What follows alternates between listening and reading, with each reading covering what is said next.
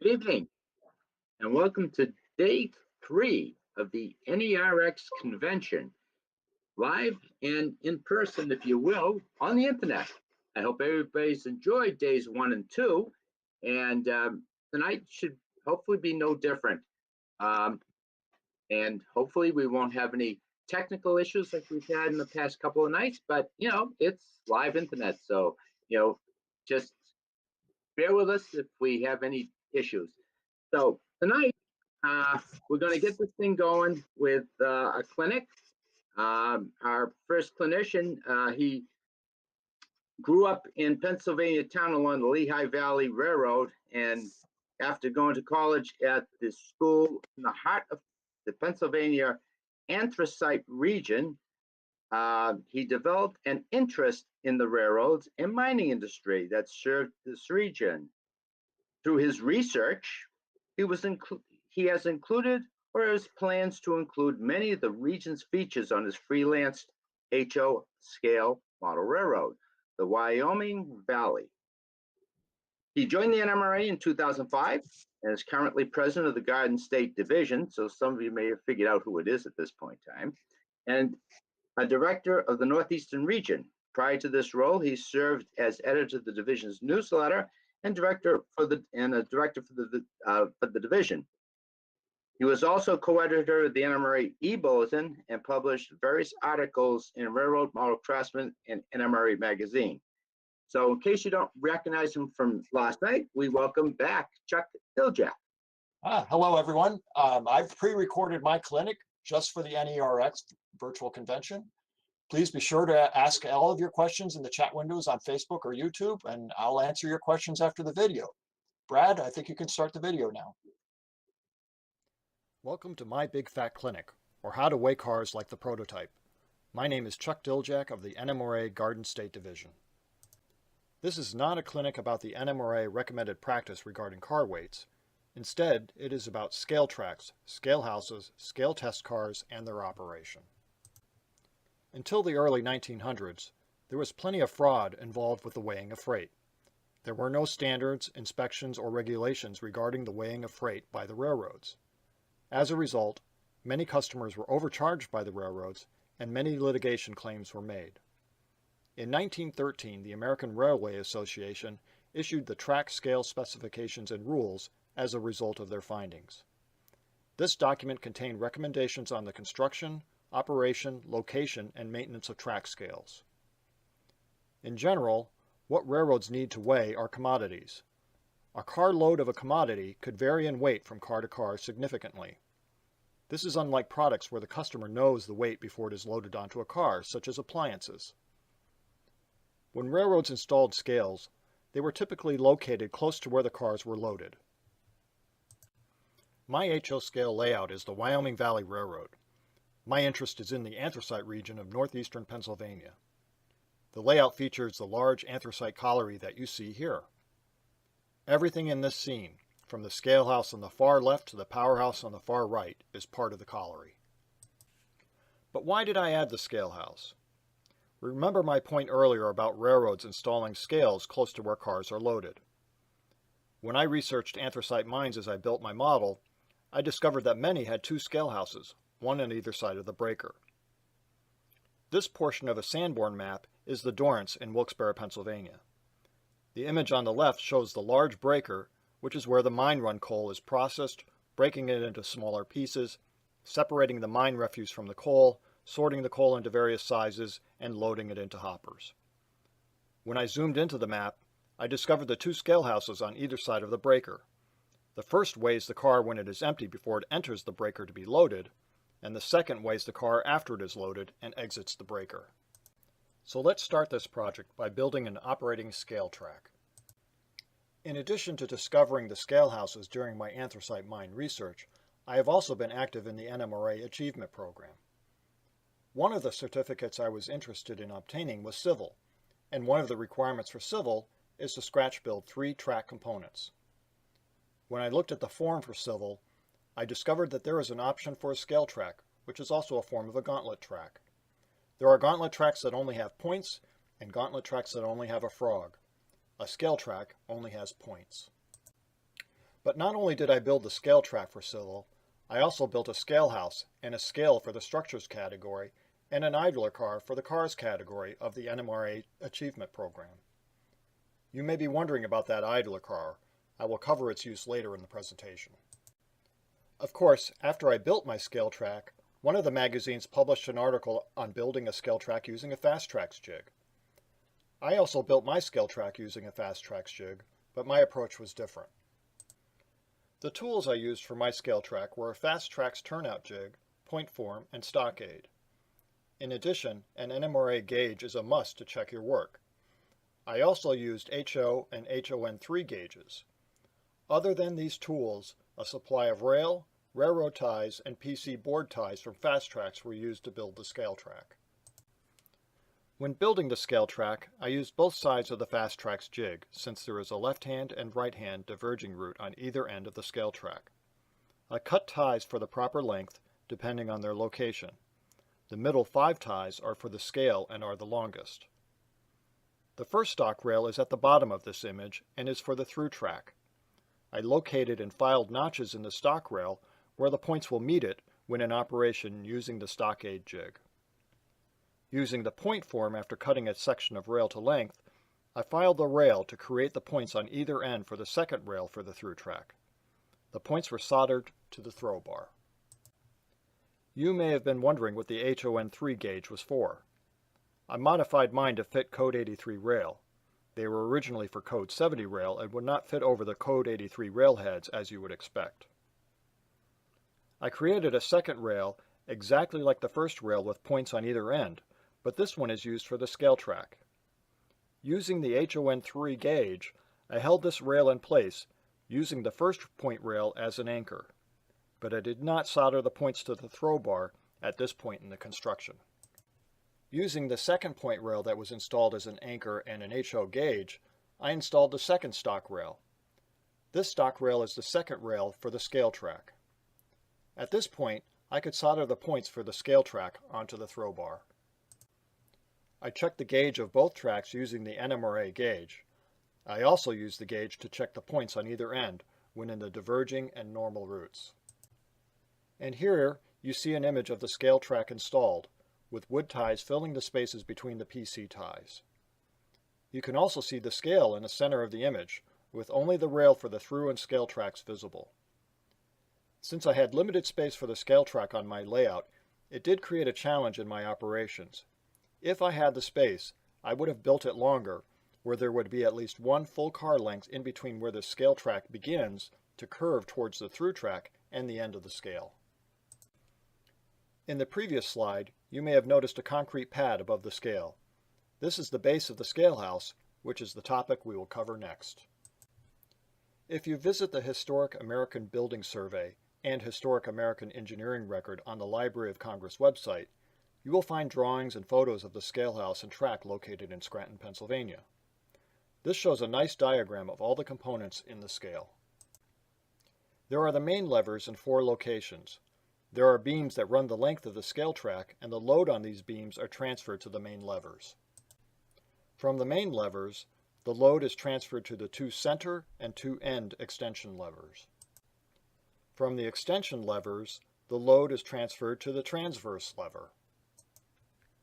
From the transverse lever, the load is transferred to a shelf lever if it exists, and then the way beam. Why all the levers and how do they work? The levers have a fulcrum or pivot point. They also have a load point and a power point. The closer the fulcrum is to the load point, the farther the power point will need to be to counterbalance the weight placed on the load point to keep it in balance. Think about it. If you balance a 12-inch ruler, the fulcrum will be at the 6-inch mark. But what happens when you move the fulcrum? You have to add more weight to the one side, which is the load side, without adding any weight to the power side. You will also notice the smokestack. That is not necessarily there to keep the scale operator warm. Instead, it is to keep the equipment warm during the cold winter months so they operate properly. These images were taken from the Freight Terminals and Trains book available from the NMRA store. On the right, you can see all of the levers, and on the left, you can see the beams that are running the length of the pit, which rest on the main levers. Here is a close-up of one main lever for the Scranton, Pennsylvania scale. Above and to its left is one of the extension levers. While not the best photograph, on the bottom of this image you can see the extension levers for the Scranton scale. The last lever in the weighing process is the weigh beam. This is one from Paducah, Kentucky. I do not know if it was used for rail service or not. It looks like a large version of the scale you see in a doctor's office. However, I like this photo because it was taken broadside. It allowed me to scratch build my own weigh beam for my scale house project. Back to those levers and what they do for you. Remember how I told you about the load point, power point, and fulcrum? Because the fulcrums are not in the center of the beams, it creates a load to power ratio that is different from 1 to 1. And all of the load to power ratios for each of the different levers in the weighing process are multiplied together to give you an overall load to power ratio for the entire scale. This is why the scale operator is able to easily weigh a 110,000 pound hopper with an 8-pound weight on the weigh beam. This is an example of the load to power ratios, which are likely inaccurate, but are shown here to demonstrate the effect. When I started looking at scale house designs, I stumbled on this photo by Marty Quas of a Santa Fe scale house in Corona, California, near Los Angeles. It is a standard design for the Santa Fe, and I found many other images of Santa Fe scale houses in other locations that look just like this one. I love the bay window and large windows. I love the signal bell right in the center of the 2 windows in the middle of the bay, and I like the sign below the bay windows reminding engineers to never allow an engine on the scale. Of course, after I drew my own plans and built my scale house model, I discovered a Pennsylvania Railroad scale house outside of Lewisburg, Pennsylvania. I think this was supposed to be part of a museum. It is originally from the Penzies Northumberland yard. It was moved to this location with its weigh beam inside. The rest of the scale did not make the trip, however. But you can see that the design is very similar to the Santa Fe's. However, the Penzi added some gingerbread, and the windows are different too. A 6/6 for the Santa Fe versus a 6/1 for the Penzi. And just like my experience in finding articles after I built the scale track, I found 2 articles complete with plans for the Penzi scale house in a How to Build Realistic Layouts by Kalmbach and the September 1966 issue of Model Railroader. Scale houses can even be a simple structure, such as the one that was located in Scranton, Pennsylvania. Here is my scale house. It is complete with an interior, lights on the inside and outside to help the operator read the markings on the cars, a bell in the middle of the bay window, and the sign below the bay window. Here you see the weigh beam and operator before it was installed in the scale house. There is a hatch at the operator's feet to access the scale equipment below the scale house and track. The weigh beam was scratch built from various shapes of styrene, NBWs, and brass rod. With the scale track and scale house installed, it is time to calibrate the scale with a scale test car. In the late 1800s, many railroads built their own scale test cars in their shops. Many of the designs were similar to this Penzi car shown in Chuck Hacker's photo, which was built in the Altoona shops.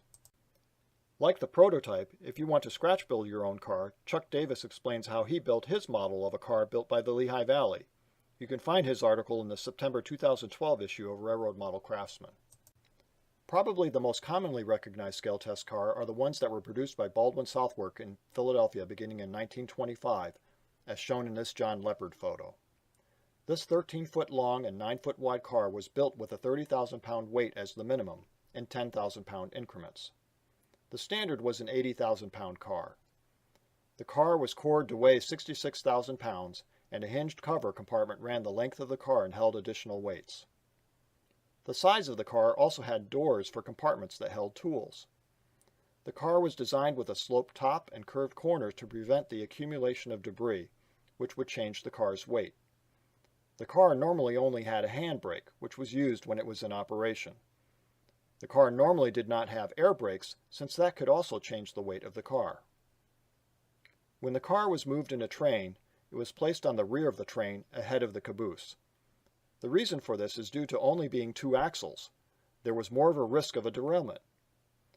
In addition, if the car became uncoupled, the last car on the train should bring the car to a stop. The train is also restricted in its top speed when it is transporting the scale test car. Each railroad also placed different arrangements of placards on the railing and text on the cars. If you want to learn more about the history of the car, there is an article in the July 2005 issue of Railroad Model Craftsman by Joe Pennington. However, the article does not include any plans. The Canadian National found a way to get around the car placement and speed restrictions when transporting their scale test cars, as shown in this Michael Berry photo. They transport their scale test cars with a special flat car. This car has a special ramp that unfolds, allowing the cars to be transferred between the car and the track. There is a winch on the other end of the car that is used during the transfer process. The most recent model to come out in HO scale is a model by Bachmann. This is a really nice model. It is probably the most freewheeling car on my layout. I purchased an undecorated version for my Wyoming Valley, which comes with 2 arrangements of placards, and yes, I nicknamed mine Tiny. Microtrains produced a model in N scale. Stewart Products also produced a model years ago. When I presented this clinic at the NER convention in 2018, I was approached afterwards and asked if I wanted one. The audience member's model railroad father passed away and she was selling his trains. Little Joe is named for her dad. Walthers also came out with a version a few years ago, but it is no longer available. In 1971, Maxon Corporation filed for a patent on the design for a new scale test car. This car replaced the 4-wheel design with a 2-truck design to eliminate the transportation restrictions. This car is self-propelled, allowing the operator to move the car into position on the scale track. Typically, measurements are taken in multiple positions on a scale. Enabling the operator to move the car himself, it eliminates the need for a locomotive and crew, which could be employed elsewhere. The car also has jacks to lift the car and concentrate all of its weight in a shorter space than the wheelbase. In this photo by Hans Caseman, you can see the car being transported within a train. In this photo by Roy Osborne, you can see the Maxon Corporation car in operation, with the doors to the engine compartment open and the car jacked up above the rails. CMR Products used to produce a resin model of the car in HO and N scales. However, the car is no longer in production. Given the simplicity of its exterior design, I think a good representation of the car could be made from styrene, detail parts, and decals. Railroads continue to produce their own scale test cars, however. They often repurpose freight cars to be used to test their scales. In this photo by Todd Dillon, we see an ACF FlexiFlow covered hopper. As luck would have it, Rapido Trains is producing the very car in the previous slide in HO scale. It is part of a 2-pack of scale test cars, one done in Conrail and another in Penn Central. Another prototype covered hopper is shown in this photograph by Brandon Peck. Intermountain planned to produce an HO scale covered hopper scale test car lettered for the National Bureau of Standards. However, the production for this car was canceled. This photo of a scale test car by Jerry Jordak is a former hopper car that has a cover placed over the top. Similarly, this ore car photo by Scott Savola is also covered and used as a scale test car. In this photo by Andrew, the Missouri Pacific converted a gondola to a scale test car, covering the top similar to the hopper car shown earlier. Steve Young's photo shows 3 more gondolas converted to scale test car purposes. Tank cars were also used by railroads as scale test cars, as can be seen in this photo by Scott Sanders. Another example of a tank car used as a scale test car is shown in this photo by Ron Miner. The most unusual scale test car I came across in my research is this car shown in a series of photos by Carl Johnson. Carl captured this concrete car used by the Burlington Northern just prior to it being scrapped. This could be an interesting beginning project for scratch building and earning a merit award in the NMRA Achievement Program. There really isn't much detail beyond the frame, brake rigging, trucks, couplers, and a few grab irons. Carl also captured a photo of the car when it was scrapped a few months later, in January 2010. I thought this car was a modern version of a scale test car. The small car is housed inside a larger box-like car, which uses a hoist to lift the car onto the track and load weights onto it. Each of the blocks weigh 10,000 pounds, and the small car can weigh up to 100,000 pounds. However, I found this photo from 1913 that demonstrates this idea was nothing new. Remember, 1913 was the year in which the American Railway Association issued the track scale specifications and rules. Now that the scale has been calibrated, let us put it to work in our operations. The first thing I thought of after building the scale track and scale house was a system from Boulder Creek Engineering. This system allows you to program 3 sets of weight ranges shown with the A, B, and C switch. Each range should represent a type of car, like a hopper, cylindrical hopper, and gondola. If you want, you can purposely set the upper range greater than the maximum weight for that type of car. Then as you weigh a car, there is a chance the car could be overweight and you have to return the car to the shipper to remove part of the load. The system does not actually weigh a car, however. There is a sensor that detects when a car is on the scale, and then it generates a random number within the range. During a recent NERx clinic on Arduinos, one of the viewers posted comments and a photo or two of an Arduino setup he created to actually weigh his cars. His name is John Pacheco, and you can find him on Facebook. If you really want to weigh your cars, reach out to him to see how he is doing it. These next 2 slides show the setup. The first is the scale track on an actual scale and the digital readout installed on the roof of the scale house. This slide shows some of the setup of the operation and a spreadsheet that shows a listing of cars and their weights. But what do all those markings on a car mean? The capacity is the normal maximum load weight for the car. The 2 numbers that are really important are the load limit and lightweight numbers. The load limit is the absolute maximum load weight for the car. The lightweight is the weight of the empty rail car. If the weight of the car exceeds the combined total of the load limit and lightweight, the car is overweight. My layout does not use car cards, but if you want to incorporate using a scale in car card operations, there are several options. First off, you should add the gross weight to the car card and add the scale track as one of the destinations for the car.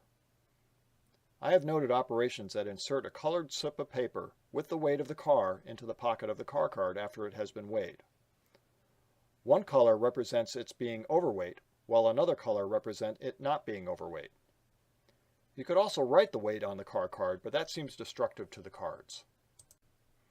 I use JMRI Operations Pro. This is what an operator will see on a switch list when working the colliery on my layout. I am carefully taking advantage of the use of comments in the program. And like car cards that cycle through destinations, I cycle through 3 phases in a hopper car's movement using schedules in JMRI. The top image shows hoppers converting from being empty to needing to be weighed when it is at the colliery. At the colliery, the car arrived empty and was then loaded with coal. Now it needs to be weighed. The middle image shows hoppers converting from being weighed to having a load at the scale track. This is when the car is weighed using the process I will explain shortly.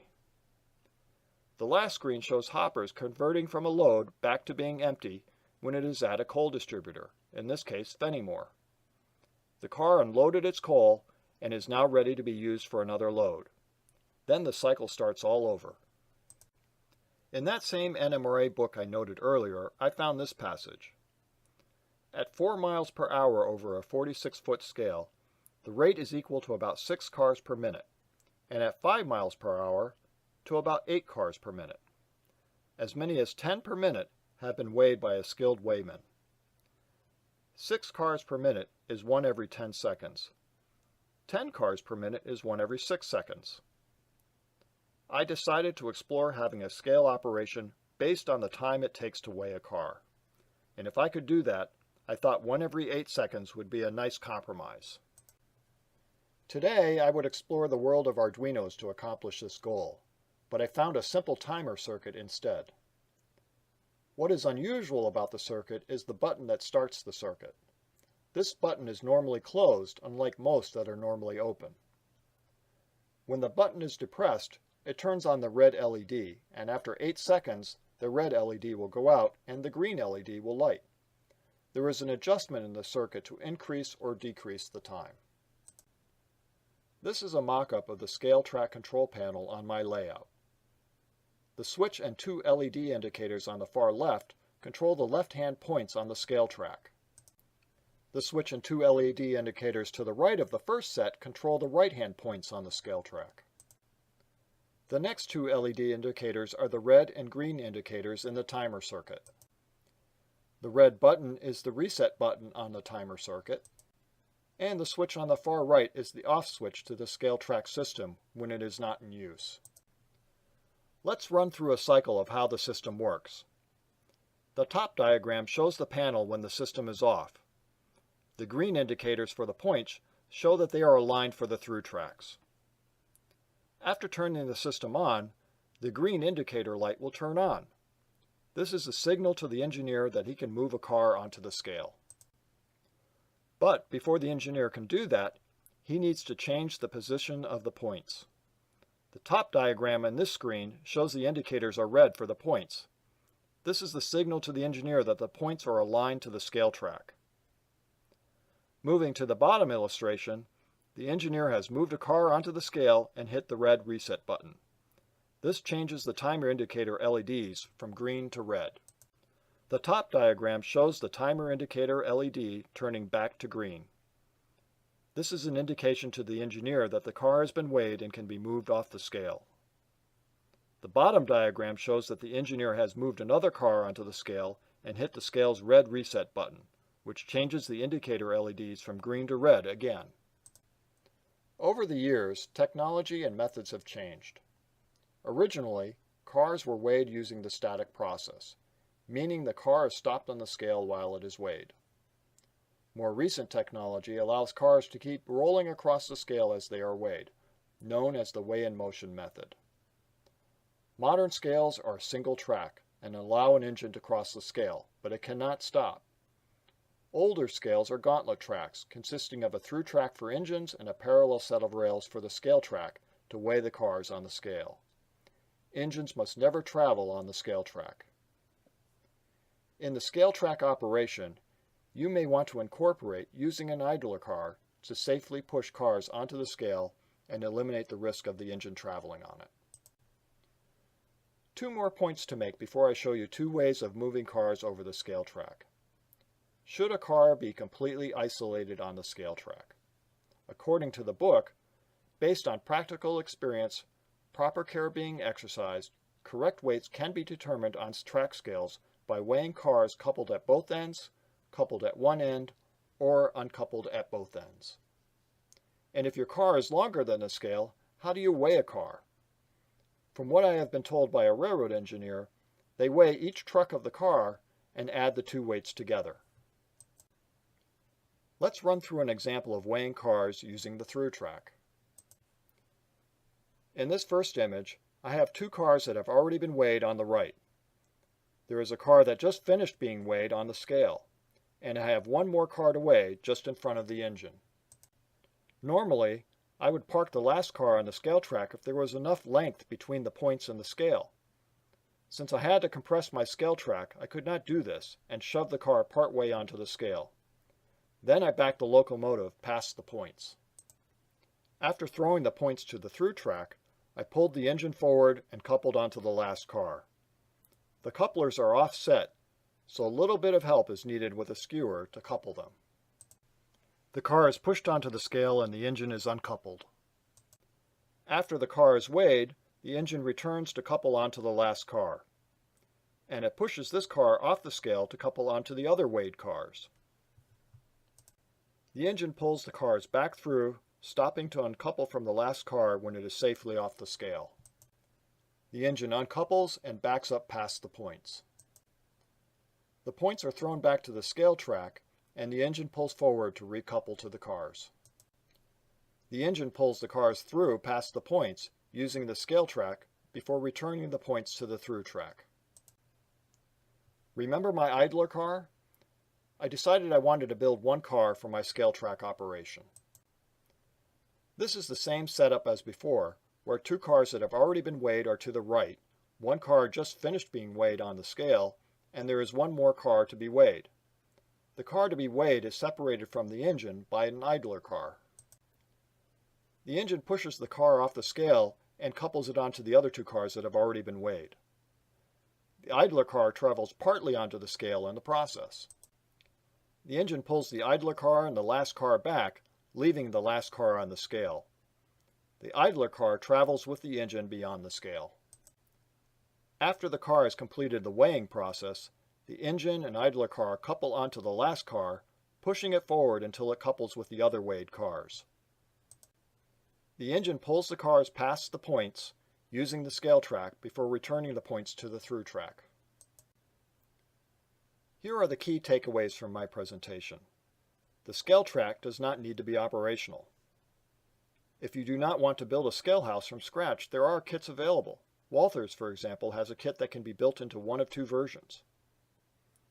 Scale test cars can be a repurposed car. You can even build one for the NMRA Achievement Program. A scale house and track add a lot of fun to the operations and actually slows you down. Before I close, I would like to thank this list of individuals who gave me permission to use their photographs in this presentation. Now it is time for Q&A.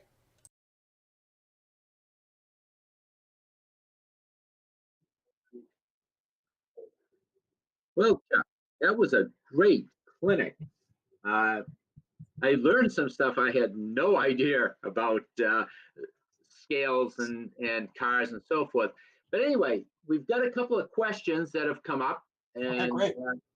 and if you want to take them with us. Sure. First question is, are there different types of weight cars out there? Well, if you saw in the clinic, we did have a lot of photos of different types of scale test cars. But the purpose of them is all the same, is to test out your scales. And what railroads would do is sometimes they had their own, they bought scale cars from the companies that I mentioned, like Maxon, or they repurposed a car that was no longer had any serviceable life. They would repurpose the car, add some weight to it and use that as a scale test car on their system, and treated it just like any other scale test car. Are any scale cars self-propelled? Well, the Maxon is. That one is. It's kind of a neat system that they patented. The whole idea of it is to have it self-propelled. Then they didn't need to have an engine to push the car onto the scale, because I believe when they test a scale, they actually move the car around on the scale and test it at different points on the scale to see if they have consistent weighing values on the scale. So by having that self-propelled, they don't need an engine to push it around on the scale. They can just move it around on their own, and then it has the jacks to concentrate the load on the scale. That's interesting. Got time for another couple of questions here, I think. Do the scales have weight limits? In theory, yes, they do. Because obviously, you saw in the slides that in some of the photos, there would be a sign on the front of the scale house that says, do not run an engine on the scale track, because what it will do is it'll crush the scale. So obviously there is a limit as to how much weight that scale can take. But I think when they put in these scales, they've determined, what range that scale needs to measure for the types of cars that they're servicing. So for example, on my layout, I'm using my scale to measure the weight of hoppers. So you look at what the values, what the weight limits are on those hoppers, and then that kind of helps you determine what kind of scale or what size scale you're going to need for that purpose. Okay. Railroads don't bother ever weighing their motive power to figure out how heavy the damn things are, do they? I don't know. I honestly don't know. Okay. Let's see. I got one more question. How do you weigh a car that's longer than the scale? Well, it's interesting. That's the second time this question has come up. When I gave this clinic a couple years ago, somebody asked a question in the audience, and there's really only one way that you can do that. And I actually there was a professional railroader in the room, and he actually piped in a little bit too. But he said basically what they do is they roll the car onto the scale, they weigh the car with one truck on the scale, then they move the car and weigh it with the other truck on the scale, and they add the two weights together. he's kind of skeptical as to how accurate that is, but you really don't have any other method, and you're not moving the load that's in the car. So in theory, you would think that would give you a fairly accurate number when you weigh a car that's longer than the scale. Interesting. Hey, I lied. I got another question. I got to go in this direction here. What did you use to build the concrete base for the scale house and pit? Well, I used styrene basically. So I used styrene, and then what I did was I built a base and walls around with styrene, and then I had a floor that was basically just below the level I needed, the thickness of the wood that was the surface of the scale. Because if you looked at a lot of the older scales, they had a surface of wood that protected the scale components underneath. So it's a combination of styrene and wood. Okay. Well, that seems to be all the questions I have for you at this point in time. Is there anything else you'd want to add to kind of complete your presentation tonight? No, I think hopefully I've covered everything that I can think of for scales, and I do hope people add it into their layouts and operations. You know, you don't have to have the track working, you know, that like I do. If you're a little concerned about scratch building your own, but you can have something that's symbolic of having a scale there, and just having it in your operations is it slows things down. It makes things a little more interesting, a little more fun for your operations. So I enjoyed it. So I hope you do too. Yeah, well, that's great. And I never actually thought of doing a track scale on the car scale in my railroad.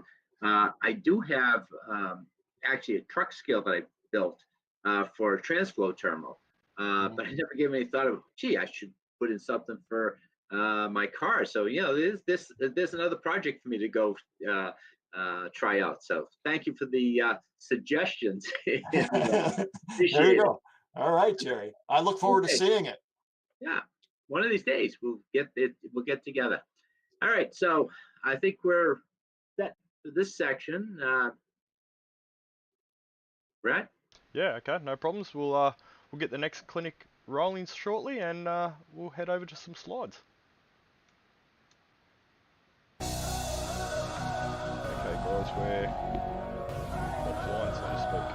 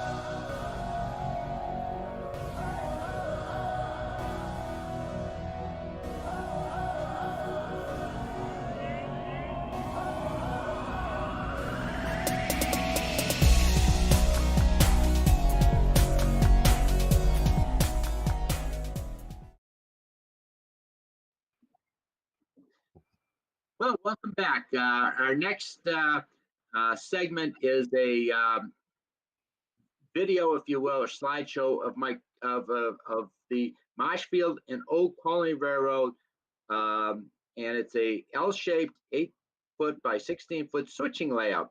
The ON30, I'm sorry, layout is very loosely based on the former standard gauge Greenbush lines along Massachusetts South Shore. The fictitious line is essentially complete and features many scratch-built pieces. By the way, this particular presenter is a tremendous scratch builder. He does a tremendous job.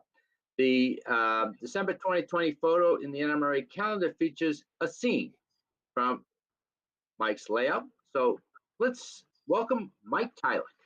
Oh, good evening. Thank you, Jerry. Thanks for the good words, and thank you all for having me. It's a pleasure to be here, and I hope you enjoy a little virtual tour of my basement.